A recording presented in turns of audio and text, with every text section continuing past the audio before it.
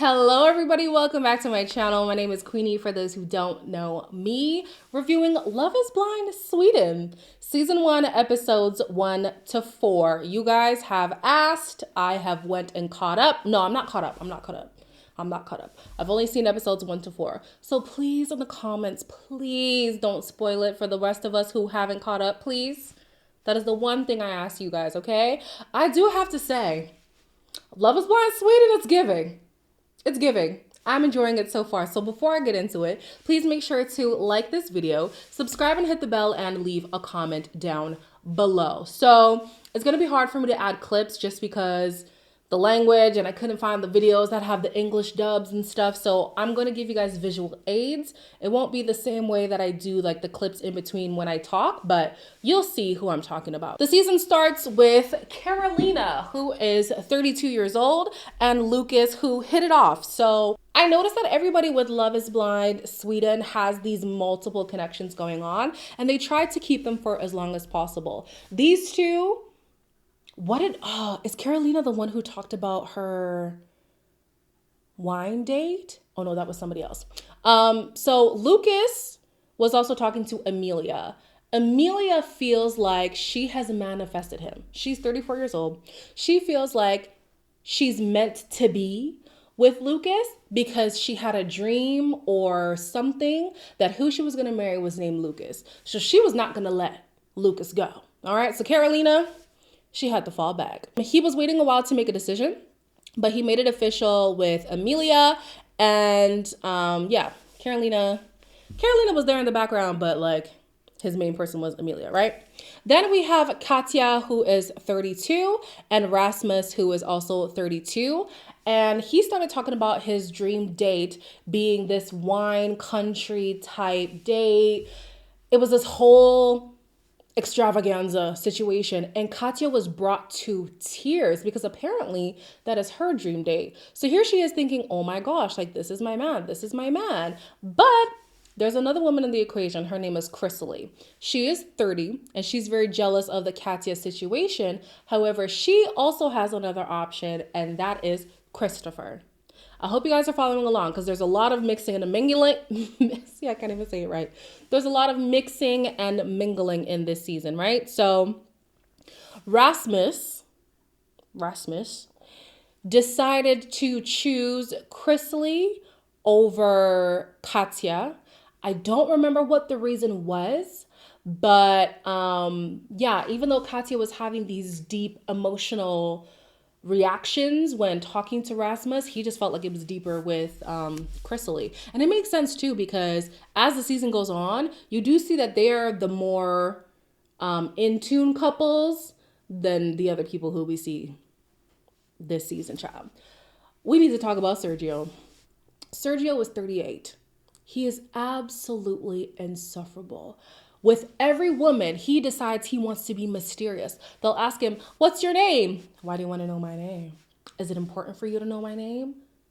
Yeah, if you're somebody who I'm probably going to marry in about a week, I need to know who you are. Like, he was being very, very weird and mysterious. And then he meets Amanda. Amanda is 34, and she's a gem, honestly. I think of all the women, she might be my favorite, besides her Judgment in Men, because she is this like wholesome, sweet, accepting girl, and she's just taking Sergio for all he has to offer. So to her knowledge, she's the only one who Sergio is dating. Sergio said, I made the decision today that you are going to be my priority. Come to find out, this man is dating Kimia as well, who is 34, and Alexandra, who is 33. I cannot stand, when I say I cannot stand Sergio, I cannot stand him. There are no redeeming qualities about this man. I'm so sorry. There are zero. If in the next 4 episodes he decides to be a better man, I will genuinely be shocked, because as of right now, cannot stand him. So he has this revelation that he wants to get to know Amanda and only Amanda. However, he already told Amanda she was the only option. So he's now cutting off Kimia and Alexandra. It's Alexandra, right? Not Alexandria? Alexandra.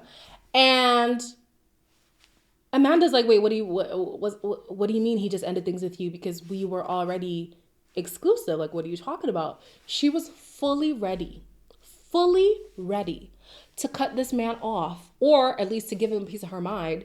And you know how he smooths it over? Will you be my girlfriend?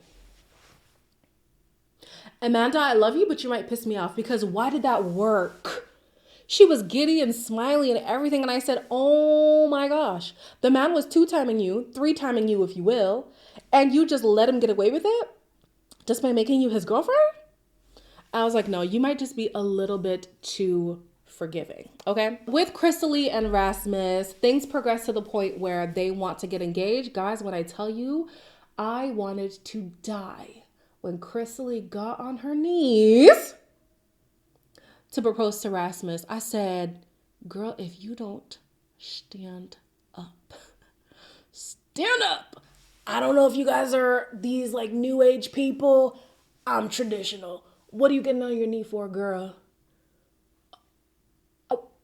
Oh, I didn't like that. But it didn't last for long, because when they actually met in person, he got on his knee, and I said, thank God. Oh my gosh. So the problem up until this point was that he thought, because of where she's from or something like that, and because of her name, that she's an Asian woman. And he also admits that he tends to be very shallow. So I was concerned that when they met, he was hoping for an Asian person. And I'm like, Crystalie is not that. She definitely isn't. But when they met, it did seem like they hit it off. I didn't sense any awkwardness between them, which can't be said for a lot of these other couples. So I was like, okay, maybe he just misspoke and genuinely assumed that she was Asian, but there wasn't a tie to her needing to be Asian for him to find her attractive. You know what I'm saying? Moving on. Lucas is in a situation with Amelia where he gifts her a necklace, right? Carolina, like I said, was still in the background. She wasn't Lucas's priority, but she was just lingering in the background. Because Carolina saw the necklace, she decided, well, I can give a gift too. Baby, the gift was a thong. The gift was a thong. And here's the worst part about it. In this conversation, they decide, you know what? This can't really go much further. On Lucas's end, he feels like Amelia is the one that he wants to be with, right? Why is this man gonna ask, can I keep the thong? Carolina's like, no, you're about to be married. What do you mean, can you keep my Lucas? I'm watching you, because that was some grimy behavior, okay? Very grimy behavior. Sergio. Okay, so Sergio is having concerns that Amanda is unattractive. She opened up about having scoliosis and that when she was in high school, she'd have to wear a brace. What is it about scoliosis?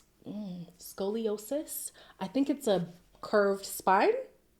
I think so. So she had to wear a brace, and she got bullied in school. So he was thinking, oh my gosh, if you got bullied, it's probably because you're ugly. So the guys in the guys' quarters are like, you mean to tell me she opened up to you and your first thought is she must be ugly? I can't go through with this anymore. And then one of the guys, I'm sorry, this was a winning line for me. One of the guys said, if anybody's winning the lottery here, it's you. Period. Because let's be objective, guys. Let's be objective, okay? Is beauty in the eye of the beholder? Absolutely. But we can all behold that in this dynamic between Sergio and Amanda, he would be the one winning the lottery. He would.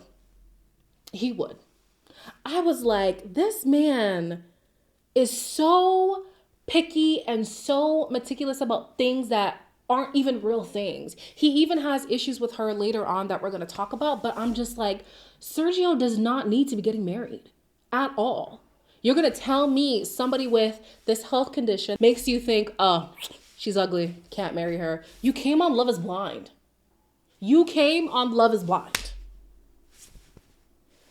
Let's move on because this man really pisses me off, okay? Did I speak about Christopher and Katya? Yes, I did. So Christopher decides to propose to Katya, right? And to him, he thinks she is the most beautiful soul ever. She's great. What does he always say? everlasting love of my eternity. I don't know, something. He always says some kind of phrase. I think I wrote it down somewhere. So when they meet, of course, he's very ecstatic. Katya, not so much. You can see it in her face that she is having every regret on planet Earth. If the lady could have turned around and ran away, she would have. And so she says, what did she say her typical type was? She said even in the pods, she wasn't fully sold on him, but she thought maybe seeing him in person would help, take her over the edge. It didn't help. It made it worse. Oh, she said she's more into sporty guys. Yeah, she's into a more athletic kind of aesthetic, whereas he is more of a rocker. She's also not a fan of his purple hair. So that's a whole thing. Then we get to meet Oscar, who is 32, and Isabel, who is 27. They have a very good connection. They match each other's high energy. However, Oscar feels like their connection is not that deep. We also meet Johan, who is 32, and he is interested in Kimia. There's nothing really wrong with Kimia. He just also has feelings for, who is it, Mira? Yes. So Johan has feelings for Mira, who is 30, and Oscar has feelings for Mira, who is 30. Both men decided to make Mira their number one, technically. They decided to make Mira their number one. And Oscar, Oscar says to Isabel, this is more of a bro relationship. Bro? Even if you said anything along the lines of us being siblings and not romantic partners, I would have been offended. But you could have said sis. What do you mean? I'm like one of the bros. Oh my gosh, I would cry. But yeah, Isabel was like, okay, I guess it's not going anywhere. And realistically, all they did do was laugh. They didn't really have any deep conversation. So I understand why he wanted to give his energy to Mira, right? You could sense the tension between Johan and Oscar. Whenever they would talk about Mira in the guys' quarters, there was like, I'm trying to support you, but also you're stepping on my toes. I feel as if Oscar was feeling the pressure. And so he decided to gift Mira with a ring, not a wedding ring, but essentially a promise ring, because he wanted to one up Johan. That's the only reason that I can think of. I felt like if push came to shove, Mira would have wanted to be with Johan. But Johan's issue is he wasn't at the place where he could say, I love you. He knew he had very strong feelings for Mira. He knew that out of everyone, she would be his number one. But in terms of making that commitment to say, I'm ready to marry you at the end of this process, he just could not do it. So now he lost out on his girl, right? Guys, this is where... this was madness.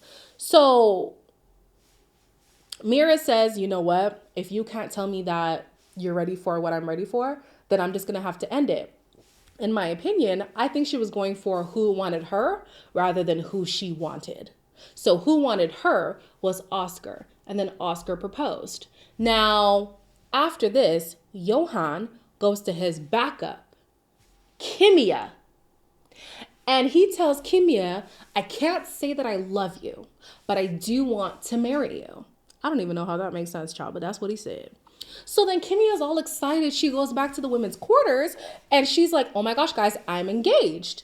And Mira's like, wait a minute now, hold on. I'm happy for you, but I do have to be honest because the man did just tell me he has the strongest feelings for me, but he just can't commit in that way. So how can he have strong feelings for me and not be able to commit, but then propose to you? Y'all, I thought for a second Kimia was going to fold. Thank God she didn't. Because when they meet up in the hall, this man is about to propose. And Kimia says, hold on, let me stop you right there. Because Mira told me you had feelings for her and that you couldn't commit to her. Like, what's the deal with that? Johan's whole thing is he does love Mira. He just can't say that he loves her. But he absolutely can't say that he loves Kimia. So for him, he was just going to kind of like go with the flow. Like, yeah, I do like her and maybe it'll get stronger over time. Whereas with Mira, he really did want to commit to her. He just couldn't say the words. After this encounter, why does Johan say to the lady, do you still want the ring?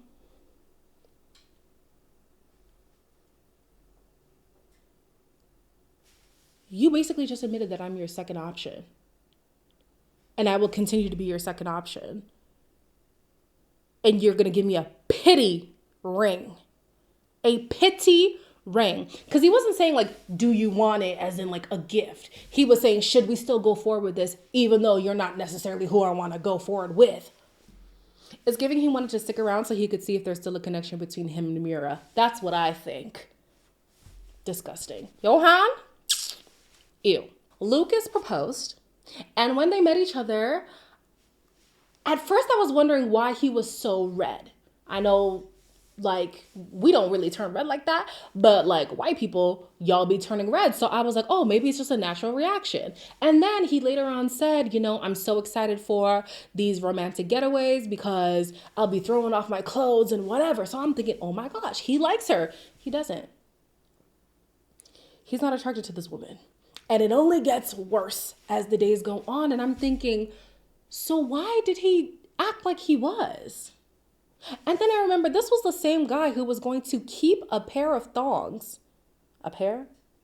Keep a thong from another woman knowing he's going to get married to somebody else. Lucas is a dark horse. I don't even know if I can say dark horse because we see his game. Yeah, no, Lucas is disgusting to me if you ask me. Then we have Sergio, another disgusting man. This man decides to propose to Amanda, right? And then when they meet in person, I'm going to be honest with you, I thought Amanda was going to have second thoughts considering Sergio's aesthetic. She's all in, baby. She is all in. Now, he doesn't think she's all in, and here's why. He gifted her a bracelet earlier, and the bracelet didn't fit her. We literally saw her struggling with the bracelet, so she didn't wear it to the proposal. She also didn't bring a ring for him. And to the Swedish people, can you tell me, like, is that a thing that y'all do over there where at an engagement, both parties swap rings? Because he was kind of like upset about it. Not kind of. He was really upset about it. And so because she didn't wear his bracelet and because she didn't bring him a ring, he basically was like, oh, you got 2 strikes. I'm about to leave. I know. All Sergio does to me is project. Because there were maybe 4 times he referred to himself as Shrek.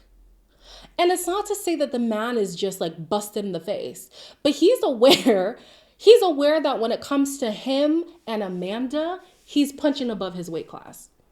He knows that.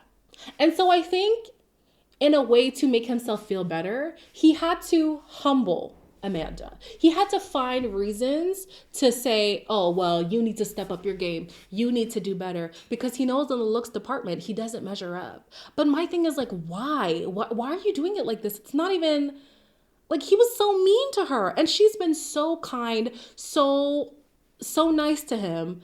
It didn't make any sense to me. So yeah, Sergio, do not like him 100%. Do not like it. Do not like him. Did I talk about Oscar?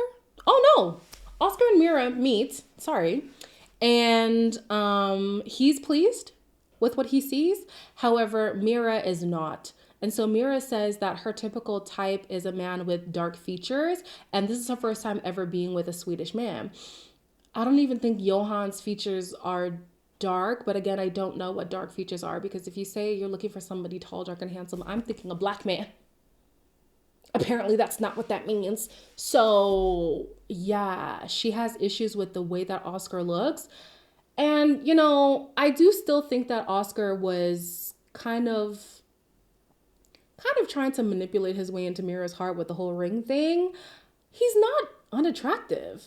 So for her to be so hung up on the way that he looks, and she makes a lot of sly comments about his appearance, I'm like, dang, Mira's not really nice.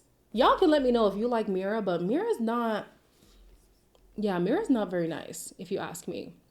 So at the honeymoons, Christopher and Katya are having attraction issues, right? She's not attracted to him. Not even a little bit. But then why is she going to ask him for more affection? That confused me. She's like, you know, I really love physical touch and I want us to be connected in a physical way, but you don't like him like that. So then the more he's physical with her, the more she gets the ick. And I'm saying, well, that's because of you. You told him you wanted him to be more affectionate. He's doing exactly that. And now you have an issue. Like Katya, I don't know, girl. We have Rasmus and Chrisley. They are a lot more affectionate naturally. However, Chrisley sets a boundary that she doesn't want to have sex. Quickly, that boundary didn't stay. And I'm wondering, was that a natural progression of things or whatever else alternative could be out there? I don't know. Because she seemed pretty solid on the idea that she wasn't going to have sex with him right away, but then they did.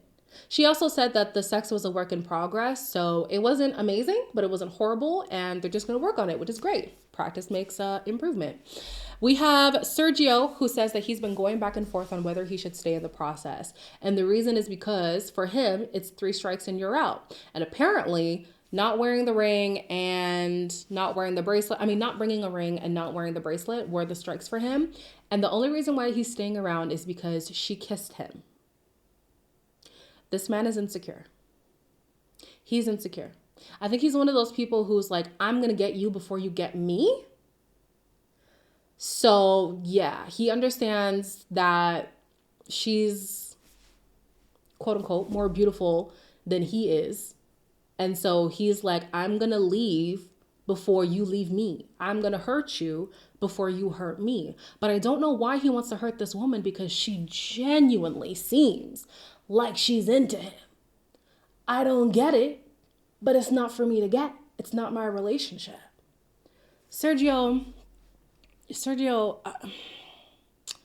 anyways, let's move on. Lucas and Amelia are having affection issues as well.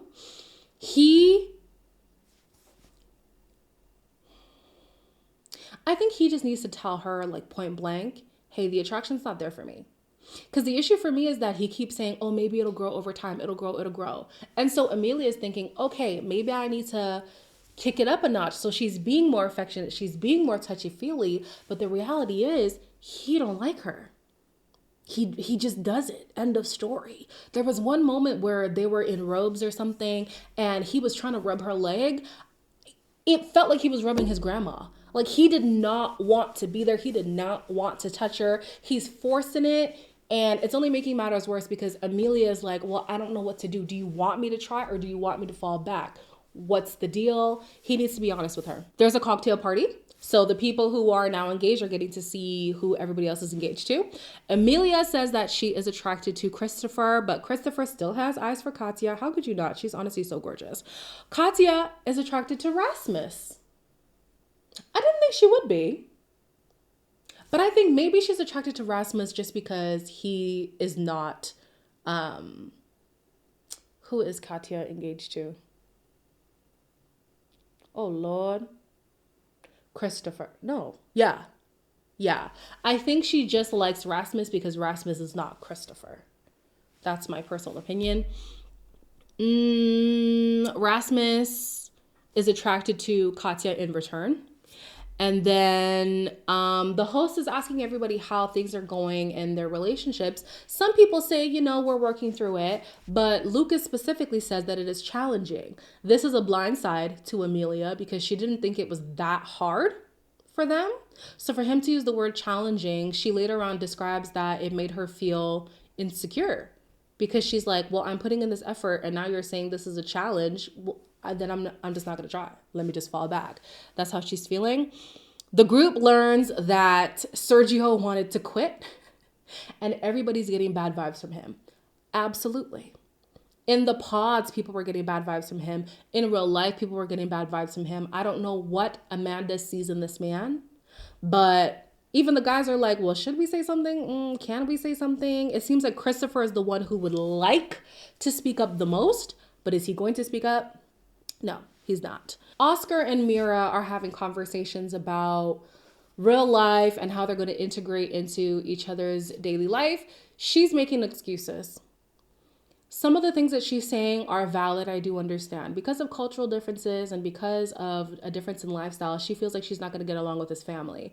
Now, I personally don't know what that has to do with the connection they have in this moment.